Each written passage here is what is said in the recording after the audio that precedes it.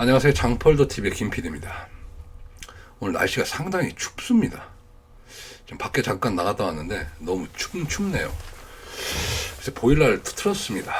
그럼에도 불구하고 지금 보일러를 틀어갖고 옷을 좀 두툼한 걸 입었습니다. 좀 보시기 불편하시더라도 양해 좀 부탁드릴게요. 제 방이 좀 춥습니다. 이제 이 방은 제가 그냥 각방처럼 이제 쓰는 방인데 유튜브 하긴 딱 좋습니다. 그나저나 감사를 드려야 될 분이 계세요. 양영자 최고위원하고 배현진 서울시당위원장님 진심으로 감사드립니다. 제가 난데없이 이 말씀을 왜 드리냐면요. 요즘에 장폴더 TV가 조회수가 안 나와서 좀 걱정이었는데 이 두 분께서 좀 살려주셨어요. 그래서 진심으로 감사드립니다. 그리고 제가 어제 엊그제 이렇게 해서 두 분에 대한 이야기를 좀 드렸었는데 댓글이 아주 재밌습니다. 지금 욕을 많이 먹고 있어요. 아주 그냥 간만에. 저는 욕을 쓰지 않으면요 댓글을 지우지 않습니다. 한참 전당대회 심할 때는 입에 담지도 못할 욕을 하신 분들 계셔갖고 몇 번 지운 적은 있었는데 이번 댓글 읽어보니까 지울 만한 댓글은 없는 것 같아요. 근데 충격받은 댓글은 하나 있었어요.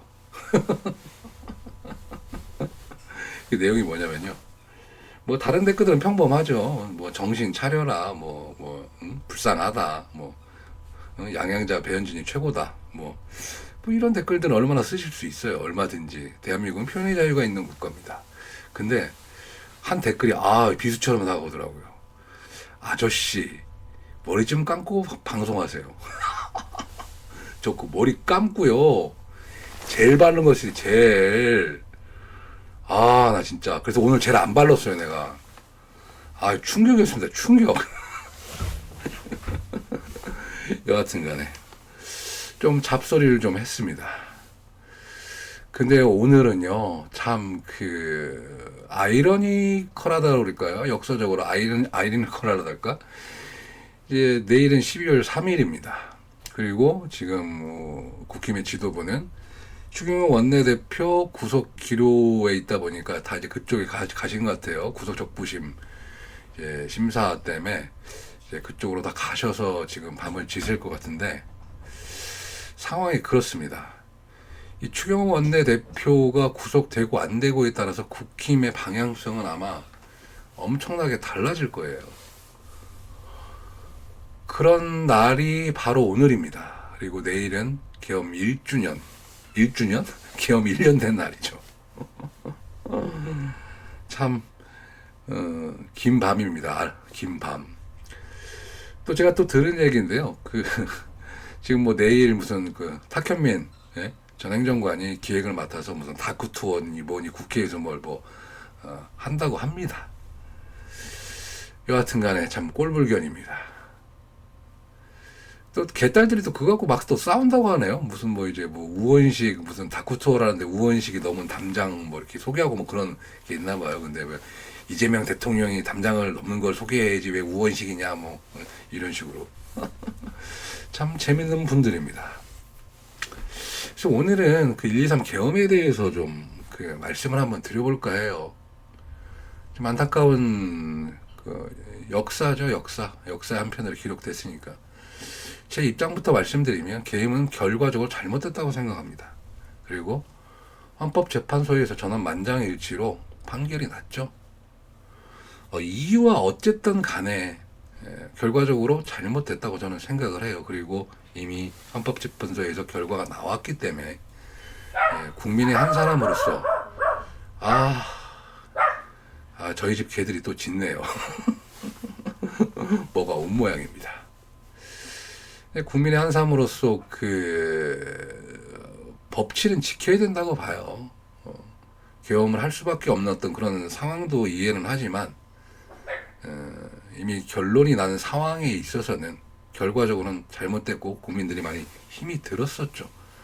그리고 저희 국민의힘은 아직도 이 혼란 속에 있습니다. 그런 혼란 속에 있는 그런 과정 속에서 오늘이 아마 가장 중요한 변곡점이 될 것 같아요. 추경호 원내대표의 그 구속 적부심의 기각이냐 구속이냐 이 상황을 놓고요. 왜냐하면 저는 기각 쪽에 좀 무게중심을 갖고는 있는데 모르죠 어떻게 될지는. 만약에 기각이 된다면 지금의 기조대로 장 대표는 아마 갈 겁니다. 근데 만약에 구속이 된다 그러면 국민의힘 뭐 지도부뿐만 아니라 국민의힘 전체적으로 타격이 아마 클 거예요. 그래서 오늘은 참 또 여러 가지로 긴 밤이 될 것 같습니다. 근데 저는 안타까운 게 이런 부분들이 과연 윤석열 대통령 계엄이 성공할 거라고 믿었을까요?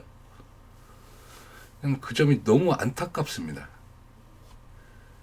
그 예전서부터 그런 말들이 많이 돌았었죠. 대한민국 군에서 계엄을 하기 힘들다. 얼마 전에 무슨 뭐 신동아인가 거기서 그 한 십몇 년 전에 그 어떤 군인이 나와서 대한민국에서 이제 그 계엄이 일어날 수 없는 이유에 대해서 몇 가지 얘기를 한 적이 어떤 것 사설 같은 게 있는데 제가 방송에서 얼핏 봤는데 거기 보면 그런 말이 나와요. 이 전역한 장성이 한 말인데 첫 번째가 이제 SNS에 발달이 됐기 때문에 삽시간으로 이제 그 퍼져 나간다는 거죠. 계엄을 하게 되면 어떤 예전처럼 몇 군데 이제 그 방송사를 장악해서 할 수 있는 상황이 아니다. 첫 번째가 그 이유고 이제 두 번째가 이제 군인들의 인식 자체가 많이 달라졌다는 거고 또 이제 그 세 번째는 또 대한민국이 교통이 또 이제 또 그 원활하지 않잖아요. 특히 서울 수도권 같은 경우에는. 그래서 순식간에 뭘 장악을 할 수 있는 상황이 못 된다. 뭐 이렇게 하면서 이제 계엄 불가론을 10년 전에 그 얘기를 썼더라고요. 저도 그런 생각을 꽤 했었습니다. 그래서 예전에 그 김민석 총리가 뭐 계엄하는 거 아니야? 그래서 저도 막 미친 새끼 이상한 소리 하네. 그랬었는데 그럼에도 불구하고 계엄은 났었습니다. 그래서 저도 그날 밤 작년 그날 밤 너무 황당했었죠. TV 보다가 이게 도대체 뭐지? 응? 이게 뭐 장난하는 거야? 그렇습니다. 근데 오죽하면 계엄을 했겠냐는 말도 있죠. 그리고 또 민주당의 뭐 의회 폭거가 있었고요. 그러다 보니까 윤석열 대통령께서 전 대통령이 잘못된 선택을 하신 것 같은데 그리고 또 그 안에서 움직였던 분들도 참 안타까운 분들이 많아요. 저는 군인 중에 제일 안타까운 게 그 방첩사령관님 그 성함이 뭐죠? 이름이 생각이 안 나네. 난 좀 그분이 너무 안타깝더라고요. 지금 가끔 이제 그 재판 과정 그 나오는데 그분이 좀 되게 안타깝습니다. 이름이 제가 생각이 안 나네요.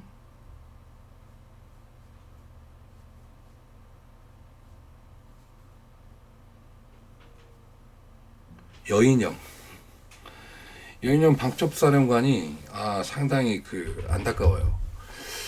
이 재판 과정을 지켜보니까 나름 또 이제 그 계엄의 불가성에 대해서 윤석열 대통령한테 얘기를 했던 것 같습니다.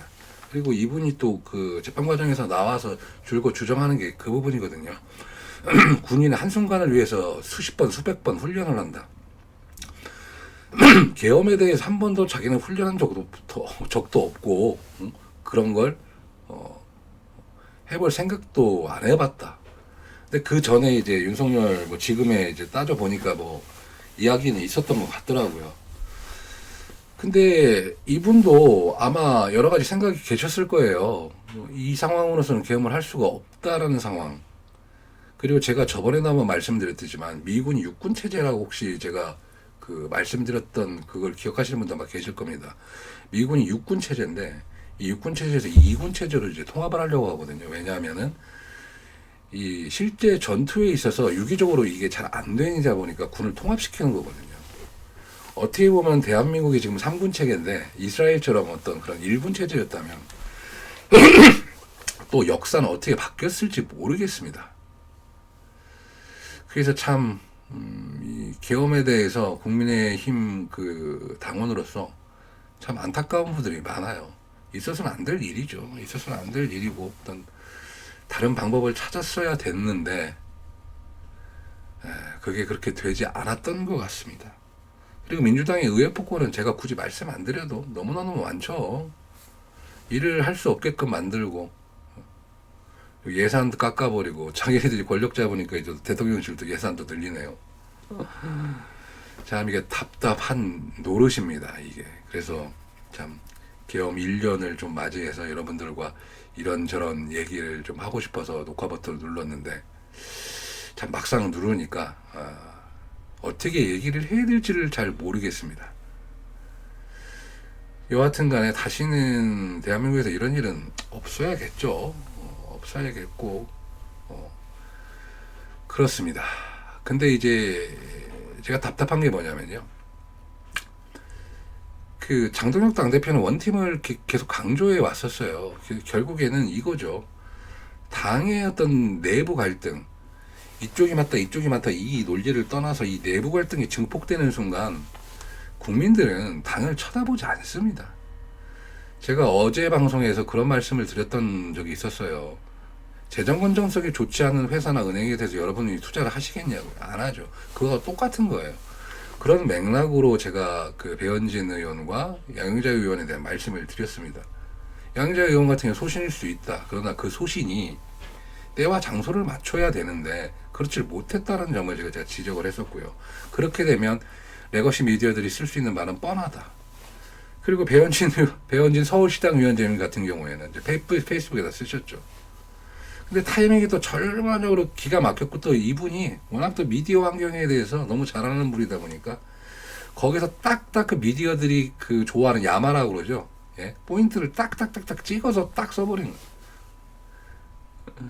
제가 오죽하면은 양양자 의원은 대놓고라도 얘기했으니 양양자 의원이 차라리 낫다라는 말씀을 드렸겠습니까? 그러니까 배현진 의원이 그렇게 배프게 쓰면서 이제 당이 극도로 혼란스럽게 보이는 거죠. 그리고 내일은 또 계엄 1년이 되는 날입니다. 어떤 방향이든 간에 싸워서 좋을 건 하나도 없어요. 싸워서 좋을 건. 사실 국민의힘이요. 제일 잘 나갔던 데가 언제인 것 같으세요, 여러분? 이준석 당대표 체제에서 사실 제일 잘 나갔었어요. 그 초반에. 2번의 선거를 이겼고 국민의힘은 30대 당대표가 있는 그 타이틀을 걸고 있었죠. 그 민주당이 그때 그 국민의힘을 제일 두려워했었습니다. 그러니까 이준석이라는 당대표가 있으면서 20, 30대의 어떤 그런 지지층들 잡고 있었죠.